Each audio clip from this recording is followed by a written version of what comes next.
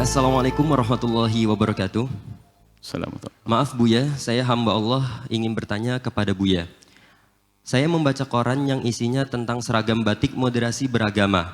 Disebutkan dalam koran itu peraturan dari Kemenak RI bahwa pakaian dinas Kementerian Agama salah satunya adalah batik moderasi beragama, yaitu batik yang ada gambar simbol tempat ibadah 5 agama.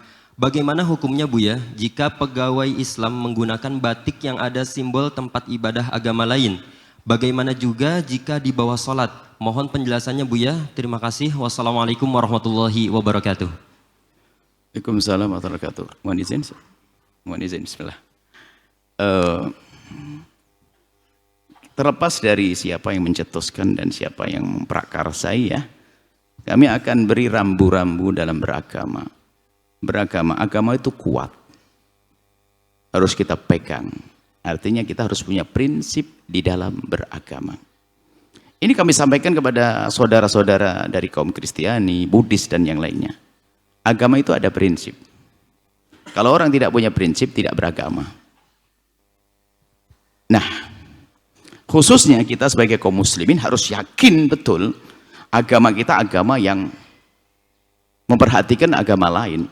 Agama yang tolerir lah, biarpun kalimat toleransi kan sering kami sampaikan tidak perlu dalam Islam, yang ada kewajiban. Kami ingatkan toleransi dalam Islam nggak berlaku. Yang ada adalah kewajiban. Contoh tetangga kita yang Nasrani sakit, bukan toleransi kita ngobati beliau. Kita wajib hak jiron, hak bertetangga, hak bersaudara. Nah, kita harus yakin bahwasanya agama kita punya prinsip dan kita pegangi. Dan agama kita tuh luas. Agama kita tidak merendahkan yang lain, tidak menjatuhkan, tidak ngajari permusuhan. Itu harus kita yakini. Nah, setelah kita yakin, nggak perlu dong kita takut agama kita dibilang tidak tolerir, nggak perlu. Nggak perlu. Anda pakai kopiah putih, kopiah hitam, yakin Muslim, nggak perlu Anda bingung. Nanti saya dibilang saya ekstrim, saya nggak perlu. Seperti saya sampaikan, Anda kaum Kristiani, Anda sah-sah saja Anda pakai kalung, Anda menggunakan salib, Anda Kristiani, punya prinsip. Nggak perlu Anda takut, nah saya seorang Nasrani harus kadang-kadang pakai kopiah putih deh, biar dianggap tolerir. Nggak perlu seperti itu. Anda ada punya prinsip dong. Anda seorang Kristiani, Anda dengan ciri kekristenan Anda dong, kan begitu. Anda seorang Buddhis, Anda dengan kebudahan Anda. Oke, saya seorang Muslim juga demikian. Itulah orang beragama itu punya prinsip. Jadi di saat saya dengan ciri keislaman saya, bukan berarti saya mengajak orang Nasrani loh ya. Sama seorang Nasrani dengan ciri kenasroniannya, bukan berarti bermusuhan dengan kita. Dan saya harus punya prinsip. Kami seorang Muslim, saudara kami kaum Kristiani yang dengar suara ini, kami seorang Buddhis, Hindu dan yang lain. Saya seorang Muslim. Saya dengan prinsip saya, dengan atribut-atribut yang dinisbatkan kepada Islam. Islam dinasihkan dengan sarung, dengan kopiah. Biarpun orang di luar Islam juga ada pakai sarung, kopiah dan sebagainya. Saya punya prinsip. Dan kami pun tidak perlu memakai baju khas Anda sebagai seorang Buddhis atau khas seorang Nasrani. Seperti halnya Anda, untuk saya anggap sebagai seorang Kristen yang tolerir, Anda tidak perlu pakai jubah begini deh untuk duduk dengan kami. Cukup Anda dengan baju Anda. Lah sekarang ini jangan sampai kita ini menjadi orang nggak punya prinsip, tidak pendirian, sehingga nggak tahu ini Nasrani, ini Hindu atau Buddha. Kita masih ingat dulu, kalau kita masih di SD, ingat waktu Anda upacara, mengheningkan cipta. Ada suara, berdoa sesuai dengan keyakinan masing-masing. Nggak pernah ada doa bersama. Itu cerdas banget orang dulu. Kamu dikisah. Doa dengan keyakinan masing-masing. Memang benar begitu. Anda seorang Nasrani tidak akan rela jika saya berdoa begini, Anda suruh ngamini. Anda tidak percaya dengan Tuhan saya kok. Maka saya pun tidak boleh maksa Anda mengamini doa saya. Maka paling tepat adalah doa dengan keyakinan masing-masing.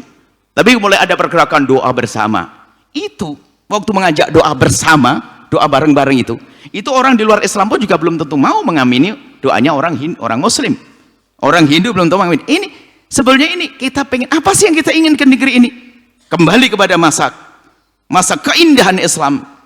Dan sekarang sebenarnya nggak ada masalah sih sebetulnya, bahwasanya semuanya berjalan dengan wajar. Orang Nasrani dengan Nasraninya, Buddha dengan Buddhanya, Hindu dengan Buddhanya, tanpa harus tanpa harus mohon maaf ya, kami kurang mendukung tentang adanya doa bersama. Akan tapi kalau makan bersama oke lah, tukar menukar nasi bungkus oke, makan bersama ya, ngasih duit bersama oke lah. Tapi kalau urusan ibadah kita berat. Saya tidak akan maksa Anda yang saudara kami kaum Kristiani, waktu saya berdoa ya Allah jaga negeri ini, saya tidak nyuruh Anda bilang amin, Anda tidak percaya dengan Tuhan saya kok. Tuhan saya kan beda dengan Anda. Begitu loh akidahnya. Justru yang menghargai Anda itu, Anda jangan ikut amin. Ini tolerir yang luar biasa. Saya berdoa Anda harus orang Hindu, jangan ikut amin. Karena Tuhan Anda beda dengan keyakinan saya. Kalau saya maksa amin dong, mana gak amin? Anda tolerir? Saya ya tolerir dong. Nah, yang pertama, dalam beragama punya prinsip. Yang kedua, kalau kita ingin mengerjakan sesuatu, lakukan yang sekiranya akan aman daripada konflik, perbincangan. Ini Anda cerdas. Dalam hal apa saja, kalau Anda ingin mengeluarkan statement atau apa saja, biarpun kita namanya manusia, tentu dengan keterbatasan kita, pengen menjaga, kadang masih kepleset. Tapi kita harus bisa menjaga, apalagi kita di Indonesia dengan agama macam-macam, banyak agama.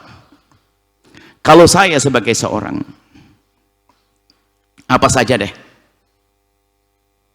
anggap saja presiden deh, atau apa saja, gubernur, bupati, kalau saya ingin mencetuskan apapun, sekiranya jangan sampai ada kegelisahan di antara suku, atau misalnya gara-gara saya orang Jawa, lalu saya katakan bahwasanya seragam kantornya harus pakai belangkon seperti saya semuanya. Loh, saya maksa dong. Yang bukan Jawa masih gerah gelisah. Cuman kalau suka-suka oke, bukan diwajibkan. Kalau misalnya apa ada batik umum, batik gambar bunga, gambar ini umum, tidak ada masalah. Batik sifatnya umum. Cuma, nah ini loh kita harus. Di saat harus warna, ada apa tadi? Tempat ibadah ya. Tempat ibadah. Kita tidak bicara tentang orang Islam saja lah ya. Apakah orang Nasrani juga rela membawa baju batiknya yang bergambar masjid ke gerejanya? Apakah orang Hindu juga rela nanti? Loh, kalau kita ternyata bikin banyak pertanyaan, ya seharusnya jangan dong. Ya kan? Tapi kalau gambarnya bunga, gambarnya pohon kelapa, ya kelapa milik siapa saja. Masuk gereja juga nggak ada masalah, masuk masjid nggak ada masalah. Masuk ini kan gitu. Tapi di saat sudah mulai ada tempat-tempat ibadah, ini akan jadi kegelisahan. Mungkin seorang Buddhis yang berpegang dengan agamanya tidak nyaman kalau ternyata harus membawa gambar masjid atau gambar gereja tempat ibadahnya. Atau seorang Nasrani yang berpegang, ukuran kita orang berpegang agama dong, bukan orang nggak berpegang. Yang nggak berpegang agama mah bebas apa saja, nggak pakai baju juga ada. Sama seorang Muslim yang berpegang mungkin juga tidak nyaman. Bagaimana aku Allahu Akbar, aku melihat seperti itu. Nah, hendaknya hal yang demikian ini kami himbau kepada siapapun. Tadi dari mana? Hendaknya dipikir ulang dong. Jangan sampai seperti itu. Ini kan kegelisahan. Jangan dianggap kalau yang ngomong orang Islam, gelisahannya orang Islam tidak toleran. Enggak. Semua agama bisa saja punya kegelisahan yang serupa. Coba kalau diganti dengan sesuatu yang sepakat, yang nggak ada masalah. Gambar Mega milik siapa saja. Mega milik orang Kristen, Hindu, Buddha dan sebagainya. Ya kan? Gambar pulau, oke. Tapi di saat sudah mulai gambar ini, akan ada konflik. Maka orang yang bijak hendaknya jangan mengeluarkan sesuatu yang menjadikan orang akan berkontroversi, karena itu menjadikan kegelisahan. Yang semula bersahabat, bahkan mungkin kakak adik menjadi bermusuhan gara-gara itu. Yang satu mendukung, satu tidak, kan begitu. Apalagi yang namanya seorang hakim misalnya, mohon maaf ini kepada tadi dinisbatkan kepada siapa? Kemenak kita doakan supaya tidak ada kita mencaci, menghinakan, menjelekkan siapapun. Tapi himbau kepada dari presiden, dari gubernur, dari kementerian dan sebagainya, hendaknya kalau mencetuskan sesuatu itu jangan sampai ada yang gelisah, apalagi ketersinggungan, apalagi menjadikan kontroversi, perselisihan. Hendaknya semacam itu. Ini adalah masalah kepekaan di dalam membaca masyarakat saja ya. Jangan sampai kita setiap keluar sesuatu bikin orang ribut, bikin orang masalah. Enggak seperti itu. Jadi orang hebat di saat mengambil ikan itu, ambillah ikan tapi jangan keruh airnya, kan begitu. Kalau kita ingin membuat satu perubahan, buat perubahan seperti dulu para wali-wali Songo membuat perubahan, tidak ada yang gelisah. Bahkan orang di luar Islam tidak gelisah. Orang tiba-tiba sudah beragama tapi tidak pernah kegelisahan. Hebat tanpa membuat kegelisahan, tanpa membuat kerisauan, itu hebat. Kemudian, kalau masalah sholat, kan kita masalah sholat kan hukum. Bahkan sholat di gereja itu bagaimana? Dulu kan pernah ditanya juga. Sholat di gereja ya bisa saja tetap wajib. Misalnya saya kehujanan, terjebak, akhirnya kita minta izin sama yang punya gereja, saya kehujanan, saya dikasih singgah di gereja, asar mau habis, sholat apa saya? Sholat asar di mana? Ya di gereja dong. Nah kasusnya kan kehujanan dan terdesak. Dalam keadaan normal, misalnya itu makruh. Dalam keadaan lebih normal lagi, ngapain kamu sholat di gereja? Wong seorang muslim kok aneh-aneh banget. Nggak punya musola kan begitu. Jadi kalau masalah hukum masih sederhana. Sekarang permasalahan bukan masalah itu. Masalah itu kita harus benar-benar cerdas menggalang persatuan umat, kesatuan umat, kedamaian umat tanpa membuat kegelisahan dalam beragama. Ini yang kita butuhkan saat ini. Sehingga seorang Nasrani dengan seorang Muslim duduk benar-benar berdampingan. Muslim dengan prinsipnya, Nasrani dengan prinsipnya bisa minum teh bersama. Tanpa harus seorang Nasrani pakai kopiah seperti saya. Ini adalah bahan buat semuanya. Baru nanti akan muncul ini perdamaian. Perdamaian itu bukan perdamaian basa-basi. Dan hendaknya semua dari kita itu jangan merasa takut Islam. Misalnya ada kaum muslimin yang mewakili daripada teror, padahal bukan dari Islam. Tapi tidak usah takut, itu bukan kita kok, bukan Islam kok. Di luar Islam ada teror, Islam mengajarkan teroris. Saya yakin Islam mengajarkan teroris. Biarpun katanya ada orang pakai kopiah putih, Pak Haji ngebuat, itu urusan pribadi dia. Islam tidak mengajarkan. Dan tidak usah saya bingung-bingung, enggak. Pokoknya saya punya prinsip dong beragama. Islam indah kok. Anda mungkin kaum Kristiani, kalau Anda ingin bertamu kepada kami, pengen makan apa saja, sekali lagi saya mampu, saya siapkan makanan. Anda kaum Hindu, kaum Buddha, tidak ada masalah, kita bersaudara, satu bangsa, satu tanah air. Akan tapi mohon kepada siapapun, jika ada cetusan-cetusan, tolong jangan bikin kegelisahan. Hendaknya kita bikin sesuatu yang enak aja, Masya Allah, yang nyaman, ya. Jangan sampai kita, aduh, umat ini sudah perlu banyak tenang. Kita sudah biasa ribut.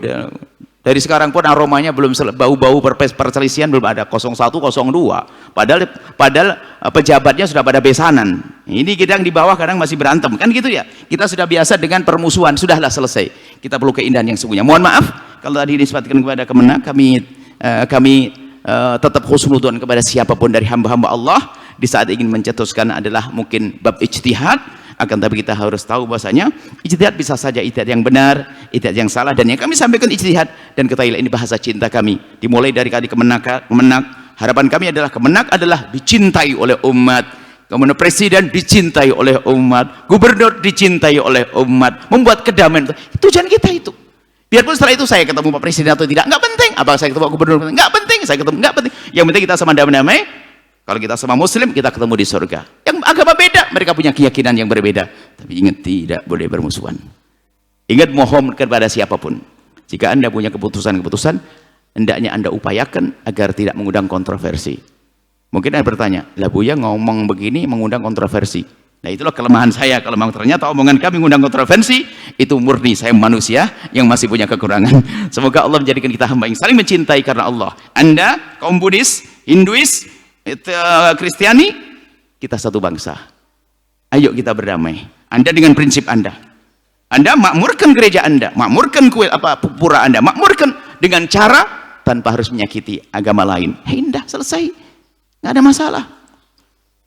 Tapi kalau sudah mulai hal-hal yang membuat yang seperti ceritakan, hendaknya ayo kita pikir kembali. Bisa jadi yang kami sampaikan adalah salah, jangan dia mohon maaf. Dan mohon tidak ada yang tersinggung dengan kalimat ini. Jika ada kalimat yang menyinggung, lagi-lagi itu kelemahan kami dan kami mohon maaf. Kalau tadi Kemenak dan kami mohon maaf kepada beliau-beliau dan juga siapapun yang ada urusan dengan hal ini, kami mohon maaf. Semata-mata kami rindu perdamaian dan kedamaian. Kami cintai semuanya. Kami rindu damai, nuhibbukum fillah. Kami cintai semua karena Allah. Wallahu a'lam bishawab. Sahabat Al-Bahjah TV, setelah menyaksikan video ini, jangan lupa bersolawat kepada baginda Nabi Muhammad. Shollu ala Nabi Muhammad. Allahumma sholli alaihi wa ala alihi wa sahbihi.